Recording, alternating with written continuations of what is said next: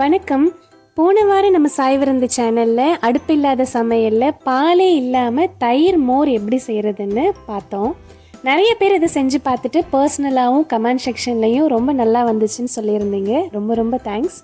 இந்த வாரம் அடுப்பில்லாத சமையலில் அதே தயிர் மோரை வச்சு ஒரு இயற்கையான தயிர் சாதம் எப்படி செய்கிறதுன்னு பார்க்கலாம் வாங்க.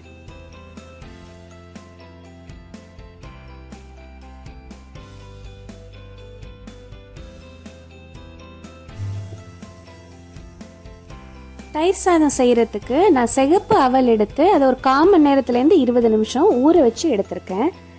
நீங்கள் வெள்ளை அவல் இருந்தாலும் எடுத்துக்கலாம், இல்லை கருப்பு கவுனி அவல், மாப்பிள்ளை சம்பா அவல், இப்படி ஆரோக்கியமான அவல் வகைகள் எது இருந்தாலும் நீங்கள் எடுத்துக்கலாம். எனக்கு சிகப்பு அவல் கிடச்சிருக்கு, அதனால் நான் எடுத்திருக்கேன். பால் இல்லாத இயற்கை தயிர் 1 கப் எடுத்திருக்கேன்.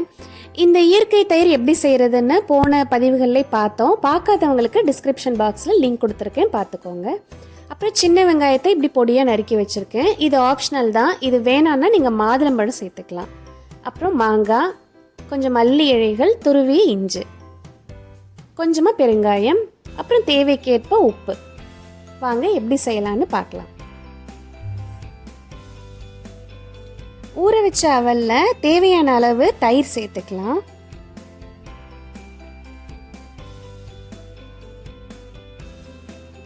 உங்களுக்கு எவ்வளோ தயிர் தேவையோ அவ்வளோ தயிர் சேர்த்துக்கலாம்.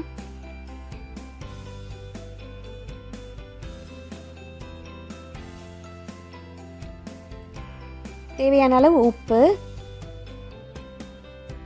அப்புறம் கொஞ்சமாக பெருங்காயத்தூள்.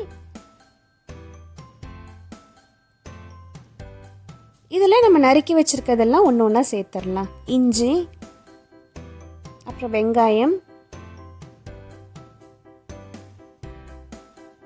கொத்தமல்லி இலைகள், மாங்காய்.